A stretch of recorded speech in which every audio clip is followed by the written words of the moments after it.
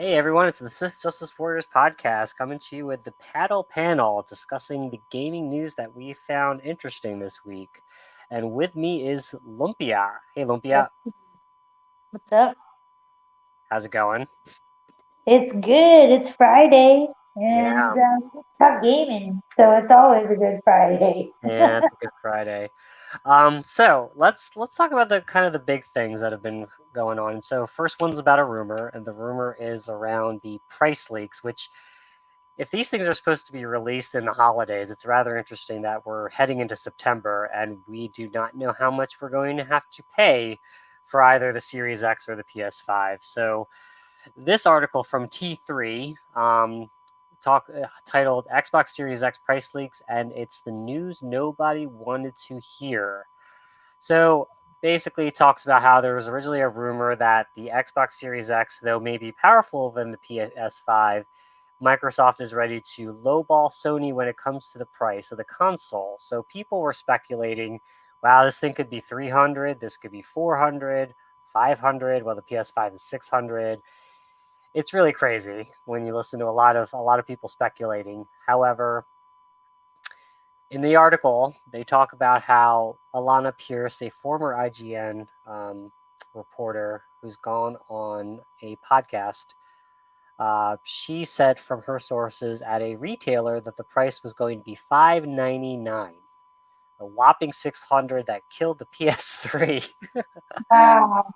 um, which could mean a lot of things. Which $599 I could see, but then if it's really cheaper than the PS5, could that mean that Sony would be willing to go 700?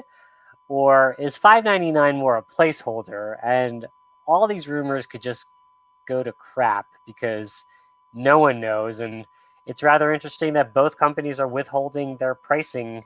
They're probably going to withhold till what, October? Basically, right? Yeah. Right when the Black Friday ads come out, if Black Friday is even relevant anymore. Oh.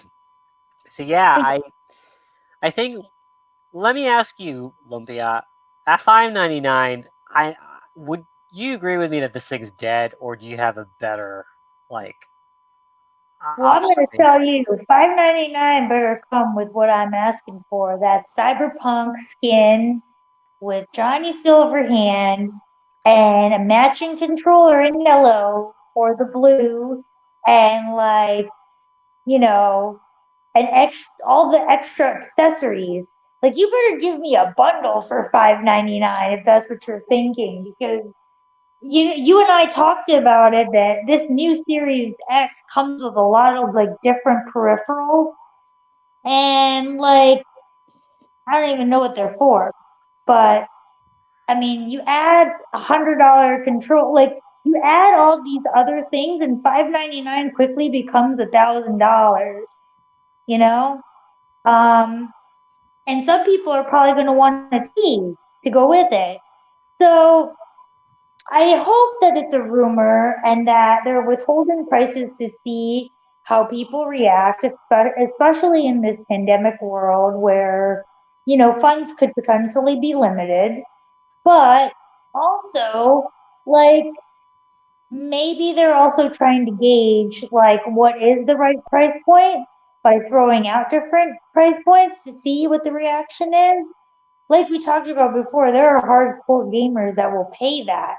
But when I think about 5.99, I could build my own like my own personal computer with that, right? Mm-hmm. So I don't know. Like, they just better come out with but I say that even of the PlayStation. I cannot envision a $700 it better be like even Alienware at $700 you could get something really good for a PC. You know what I mean? So it better really draw me in with something. Because I think 4.99 was acceptable to a lot of people, and I think that's a threshold. Once you get $100 above that, it better be unique. I even struggle with the PS5. Like I struggled with the PS4. So Yeah, those are my thoughts. What It, about you? I think at 5.99 this thing's dead, but I also worry that PS5 is actually 5.99 too. Um, because the Sony often in their messaging has said, we are making sure that our customers feel that the value they pay for or something like that. I don't have the exact quote, but it was like, ooh, is this like a damage control to for Sony to say that they're going to price it high? And Microsoft is interestingly said, we're very confident about our pricing. But then I see a 5.99 here, and I'm like, what the hell, is the Earth flat or is it round? It's like it's going so crazy, and I have to blame both companies for this because it's almost November. You know what I mean? If November is the Xbox Series X launch, and let's say December is the PS5 launch, it's people need to know how much of a pain this wallet, to their wallet it's going to be. Yeah, exactly. At five ninety Exactly. nine, if you wait for Black Friday, you could probably get a a decent mid Game. range laptop. I mean, I'm sorry. Oh yeah, yeah. But I mean, like, that's what I'm saying. Like, there just better be. I think 5.99 breaks the pricing threshold for a lot of people, and I think there's some risk to that. Not only to add to that, most of the times the launch of a system, you never really get the greatest games, whether it's exclusive or not. It's Hmm. always like something is trying to feel out the system and trying to push it, even though toward the end you really get the best of the performance of the system. Oh, but So remember, Game Pass. Remember. yeah, I mean, let's put that aside, right? Like Halo, we're not getting Halo at launch, for example, for the Xbox Series X. And Sony, I know they say that I'm pretty confident the Miles Morales could be there. I didn't. I mean, they say it that Horizon Zero. I'm sorry, Horizon Forbidden West is going to be there, but I didn't see a date or anything like that. So it's one of those things that I just don't know what you're really getting when you buy it at launch. So, I mean, me personally, I'm not going to get it day one just because I just don't. I guess I could just wait with, especially with Game Pass being able to play it on PC. But Mhm. and then the Sony PS5, it's not God of War and it's not Persona 6 for me. So I mean, I think that's why I'm not waiting. I'm just gonna wait. I don't know about you if you're also gonna wait too, right? I am, and I think personally, 5.99 breaks the threshold. And if they did 5.50, 5.49, it feels different. But even then, you're still crossing over the 4.99. I think that's a little much. Like, you're literally crossing into another number in the front, and I think that's going to push a lot of people to consider, well, if it's just Game Pass that I want, then I'm going to get the regular Xbox, you know, that came out, before this one. And so there's definitely a lot of risk, especially with this whole Game Pass thing. Mm-hmm. Because if it's all Game Pass, you don't need the new Xbox unless you want to appreciate it, but you also have to have the TV to appreciate it. So when you think about all those factors, to your point, you might as well wait till Black Friday and buy a gaming laptop. Yeah, you actually made a good point about the TVs because some of the TVs now are claiming that they're Xbox or PS5 ready. Um, Hmm. it's like higher frame rate on the TV, which is neat. But then I'm just like, I think for me, I just bought my 4K TV 4 years ago. It's fine, but you know, But some people may not have upgraded to 4K. So there's a that's where lot. I'm Yeah, thinking, because like there was a whole slew of the 2K TVs that went on sale the last few years. So people bought 2K TVs. they sell They 2K TVs. Well, I thought they did, or at least I thought the ones at like a Walmart that went on sale for like you could buy a TV there, like a 60-inch for $3.99, and they claimed like uh, it claimed a certain amount of because it's also about the refresh rate. It's not necessarily is it 4K, but what is your refresh rate, right? Because isn't that different? I don't know. I throw it out there because just because you're 4K doesn't mean your TV refreshes at the rate it should. That's true. So Yeah. so that's the other thing. People might have been buying 4K that refresh at 40, per second. So Yeah. you're not getting the true either 60 frames per second or whatever. Because aren't there things that go at 90 or 120? I can't Yeah, remember. there's 120. The new ones go to 120, but Yeah, exactly. So you could yeah. have bought a 4K for $3.99 that only refreshes at 30, per second. So there are people who are going to be like, well, my thing is not refreshing at the rate it's got to be a 60 frame per second refresh rate. So guess what? I got to go buy another TV.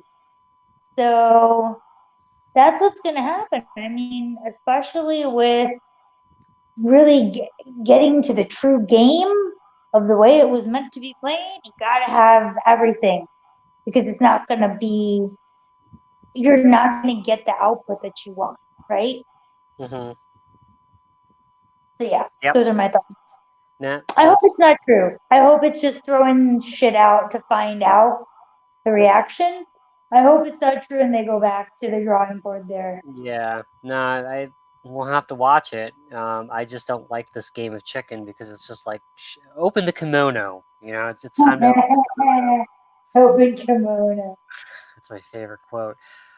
So let's move on to the games, and so let's look at a little bit of development hell with. We've talked about Halo and we've already complained about it. So let's talk about Vampire the Masquerade because you and I were actually just talking about the vampire Lestat and the whole interview with the vampire book series. But basically, it has been delayed to 2021. Vampire the Masquerade Bloodlines 2. And included in this delay, both lead writer Brian Mitsoda and creative director Kai Clooney are no longer working part of the team at Hardsuit Labs.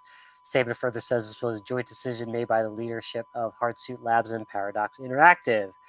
So, not only do you have a delay in the game, but your two heads got kicked Mhm. out. My first reaction to this Lumpia was actually I thought with this whole slew of uh, video game companies under scrutiny due to Me Too accusations that this was a B2 thing, but actually it just sounds more like a creative thing. What do you think, Lumpia? It sounds like it is a creative thing, but it's hard for me to believe when I think it was Kai. You have to correct me. I have to find that article. It was one of them that literally was I could have sworn there was an article where they were like, I've always, followed this game. They even had somebody involved who designed that game, right? So, like, they had a lot of people, like, involved that actually knew about the game, the inner workings, because they had an article where they interviewed each of them and said, which clan would you identify yourself with? And like, because there are several clans in Vampire the Masquerade, and each of them are different aspects. You're talking about the book, So the live book thing, like a Dungeons and Dragons yeah, game. yeah, like the Okay, yeah. Bruja, the Ventru, the Nosferatu, like there used to be a TV series that was based on the game, but loosely based, but it still had the same concept of multiple clans. There was a vampire prince that was the head of it, but these clans all either were for the prince or against the prince. I can't tell, but they all had different aspects of vampirism and like which made them either strong or like of a noble blood or like of like deformed, like the typical Nosferatu that you see in those old movies that are black and white. So, like I said, all of them different characteristics, different hierarchies, and like It was a very deep. I was looking forward to this game because I'm very like I don't play the game, the book game, but I'm very familiar with it. And I was looking forward because I felt like it could go deep, like because you have so many clans you can pick from, and you probably have so many aspects of the story you can play as a different clan. So like I was really looking forward to it because it was kind of like cyberpunk, but like cyberpunk of like the vampire nature. What I'm surprised at, like I said, is like they literally like the head of like stuff. Like so, I agree with you. Something deeper is going on here. It's almost like what we talked about the DC firing. Like something deeper is going on, you know. But for them to like can the leads on the project and then still say it's going to be released in 2021, I don't know if that's real or not because I feel like they almost have to start from scratch unless they think that they had a 50% good product. Oh, it was interesting because the lead writer said, "I lent my legacy with the franchise, my name, and my participation in marketing efforts for the game, even when Yeah. it was intensely difficult and took a mental and physical toll. This is all because I wanted to do what was best for the game and the team." Hmm. Came to the firing came to him as a shock. Would be underselling it. Um, it's rather odd how they It's like got it fired. really feels that way. And honestly, if this didn't show up in my news feed, I think no one would care because it's not one of the big. To me, I didn't think it was one of the big, highly anticipated games that was getting a lot of publicity. But maybe that's why. Like we only heard about it for a little, but we never saw anything more, right? Because we had the Xbox event. Nothing more was shown there that was like revealing. So something led me to believe that something wasn't going to plan. Let's put it that way. Hmm. Yeah. Well, this may be vaporware. You'll never see it. So Who yeah, knows? so I don't know. It'll be interesting to see, and it's kind of sad because it's yet another delayed till 2021 game. Um, Uh, this that one, this one may be 2022. honestly, yeah, I think so. I'm guessing it's going to be delayed again. I really just think with new creative leads, it's going to start from scratch. You don't just axe your two leads on a project for the sake of Mhm. releasing in 2021. Like you must not have had much done. Speaking of which, this isn't a shameless plug, but I am not a Apple TV subscriber, but I was able to watch this show that I think you would enjoy, fan, and it talks about the gaming industry and what it takes to create a game and the effort and like the project leads, the developers, the struggle between. I didn't even know there was such a thing as a monetizer, the head of monetizing. So it's called Mythic Quest. And I know I'm going on a tangent, but you really need to look at it. It's done by the same people who did Always Sunny in Philadelphia. Mhm. And Matt is like he's not the project lead, but he's like the visionary of this game, Mythic Quest, which really looks a lot like Skyrim. And Oh, I saw the commercial for this. I don't know it's where I actually saw it. really good. It's actually really funny, but it gave me insight into like what the hell goes on. Because basically, the one guy said, we're just a subsidiary of some other big company of some other big company. And it made me think of what you and I talked about before about these video game companies being swallowed up by like Microsoft and then wanting to leave and then eventually coming back. And like, anyway, it's quite interesting what goes into it because it's not just the programming aspect or the testing. Like, they actually have two people in the show that are all they do for 24 hours is test the game for bugs. And then it's like you think it's a glamorous job, but it's not really. You just sit and play the game for 24 hours trying to see if it works the way it's supposed to. Um, But even then, like I said, there was a head of monetizing, which you would think is finance, but it's kind of not. Like his job is to make sure you get the money from the game. Like so, like he wanted to install a casino in the middle of the landscape, and then one of the project developers was like, hell no. Why would I have a casino in the middle? And he's like, well, because then they could gamble. We could make money off of it because they would buy these things. They would, you know what I mean? So it's like, there's a lot that goes into a game and I can appreciate it, but I can't envision back to what we were talking about with Vampire. Like, I can't envision them releasing in 2021 knowing that they scrapped the lead. So we'll see. We'll find out more about it. It wasn't like a top 10 game, but it was for me. But like, I'm curious to see what happens. Yeah, the monetizer is actually a role that's always like it's the silent hand that gets us to buy tokens and stuff Yes, like that. And yes, right? yeah, so yeah, give Never props did I to know them. there was such a name, the monetizer. Yeah. Anyway, moving on. The big thing, which is the epic Fortnite fight between Google and Apple. I threw Google in there because even though you can sideload it through Google, like Google Play Store has banned um, Fortnite because Epic has decided that basically what we were talking about, right? The whole monetization. Epic wanted It's a people to good buy, segue. yeah. Epic wanted people to buy it direct, like instead of buying the coins or something through Apple's Pay or Google Pay, which charges 30%. They said, "Why don't you pay us directly and we'll give you a 30% discount?" So I think it was like a difference between 9.99 and 7.99, Oh, and wow. Apple was like, and they shut them down.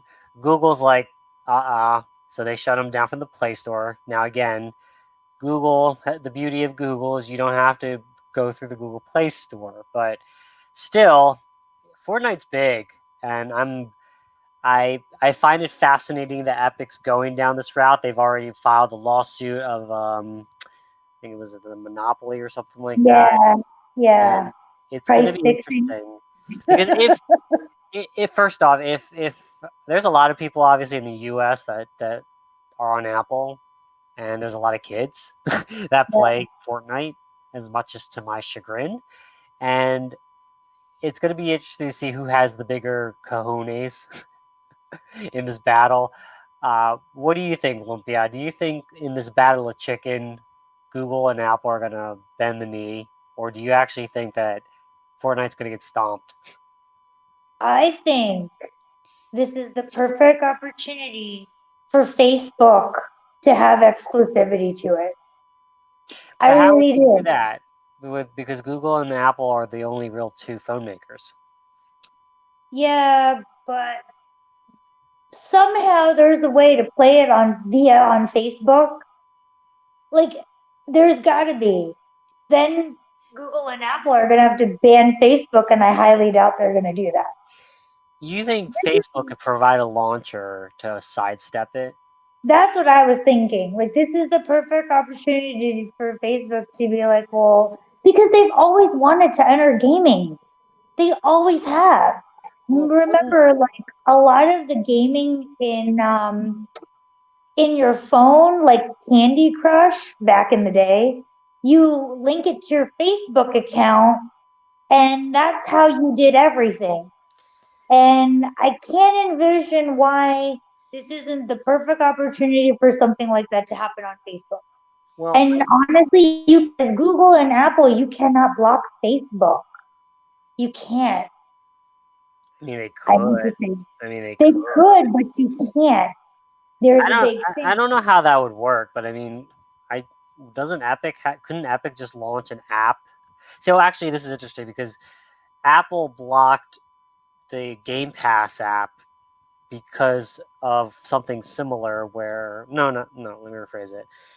They blocked the Microsoft Game Pass app because Apple requires in their policy to rate every game, Uh, whereas Netflix they just rate Netflix and then whatever's in Netflix they don't mhm, rate it. mhm. But I just wonder, is there going to be an agreement where Epic somehow, because what is it? It's over 30%, right? That's a pretty big Mhm. cut.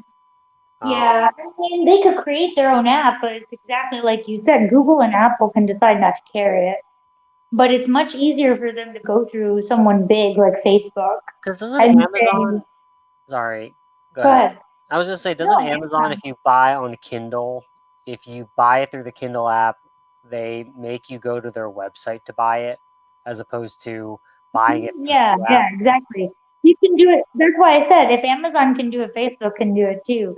Facebook has wanted to, remember, they had their VR gaming, but it was just not the right time. And it sucks because they spent a lot on Oculus and it just didn't fly. This is like the way they have to get into gaming.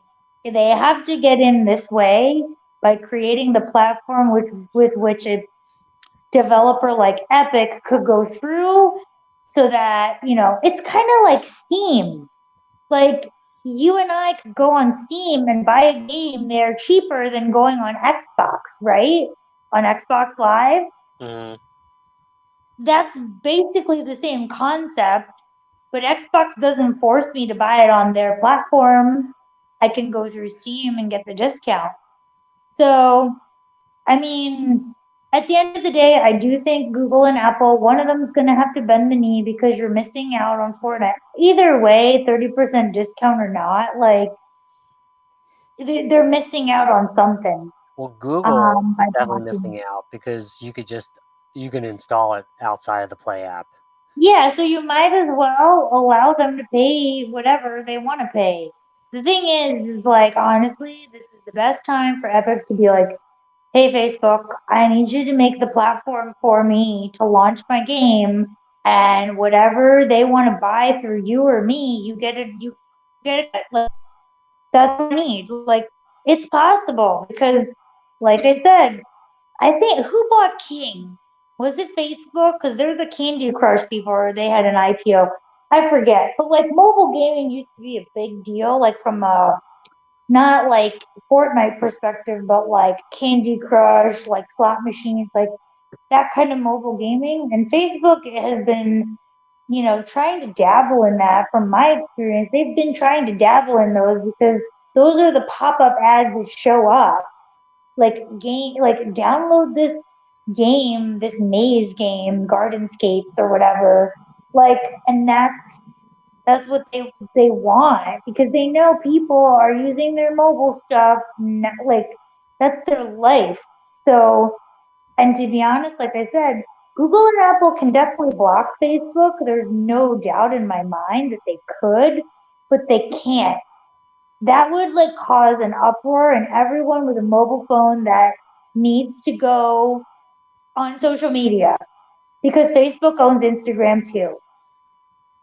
Mm. So you could just be so as a so Google for Google and Apple to deny all those bloggers and vloggers the access to that social media outlet, how in the world could you ever like not see how could those people on Instagram make you feel FOMO if they don't have Instagram on their phone? Mm. It's one of those things where it's like there's a thin line between it and they don't want it to get to that point. Let me tell you. So one of them is going to bend the knee. Yep.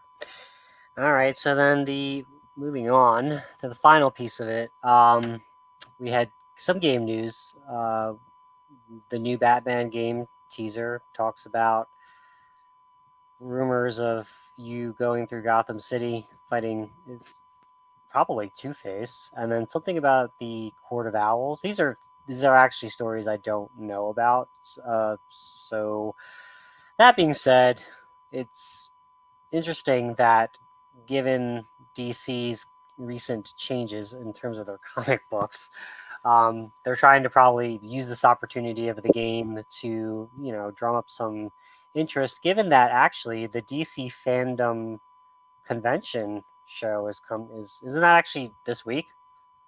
Yeah, I think so. I Yeah. think it is. So I mean they need it because right now what is it? There's some waning support on the DC side, given they've had those massive cuts that we talked about. And yeah, what do you think? Is do you think this Batman game could bring back the folks back to comic Well, books? it's not really going to bring them back to comic books. The Batman Arkham Asylum series has always been a good bestseller for their video games. I know it's won, a few awards, like in terms of hitting platinum and stuff like that across multiple platforms.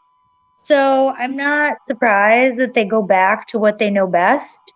I don't think it's going to bring people back to comics. It'll definitely continue the platform around video games. Um, so yeah, that's my thoughts. I mean, I know we're going to talk about My the excitement. yeah, the next segment, but yeah, I mean Final that's pretty segment. much it. Here's our Yes. final segment. Mass Effect Trilogy Remaster, releasing in October. Oh boy. Um, Oh boy. basically, interestingly, the rumors include them redoing the engine, so they're going to move away from Unreal and go to their Frostbite, which I didn't feel like it worked out very well for Mass Effect Andromeda. They said they're actually going to change the graphics, make the gameplay more consistent. Like Mass Effect 1 will be, you know, more consistent with 2 and 3. A couple of gameplay changes. What can I say? I'm probably going to buy this for both Xbox and PC. I have to have both if it does happen. I think you Um, should. Yeah, I'm gonna buy it too. I agree. but I don't believe it's October. I think it'll be November 7th. Yeah, I probably will. But I don't know what the remastered is. Is there anything else like cool about it, or is it just like an overhaul of graphics? Will there be new missions? Yeah, just they said there's like some dialogue that was taken out that they'll put back in. The ending won't change, so it is what it is. The Ah. I think though the reason why I say November because they keep saying October. The reason why I say November is because November is no N7 day. N7 day is always the let's remember Mass Effect in its glory. What were your favorite Mass Effect memories? Who was your shepherd? Fem Shep or male Shep? What were you? The assassin? Were you the? Actually, it wouldn't be the assassin. It would be the infiltrator. Are you the? What was my class? The vanguard. And they keep pointing to October. There was one rumor about end of September. It's got to be November 7th because it's N7 day. Because All right. they've had so the past few years they've had Makes the sense. crappiest N7 day, which is like, hey, remember your Mass Effect? See ya. Hey, look at my shepherd. See ya. F you people. I F would you. think this is actually a really good opportunity for them to allow a little bit more expansion of the world and more downloadable missions. This would be the perfect moment, but I don't know, it's just a false hope. But yeah. Yep, yep, yep. I'm excited for it, but man, I would like more missions. I don't know. Yeah. All right. Well, with that said, we're gonna end our second paddle panel podcast for today. If you like the content, please like, comment, and subscribe. Hit the bell for notifications for more content. And we'll see you on the Sith side with our next podcast focusing on the entertainment world. So, see you then. Bye.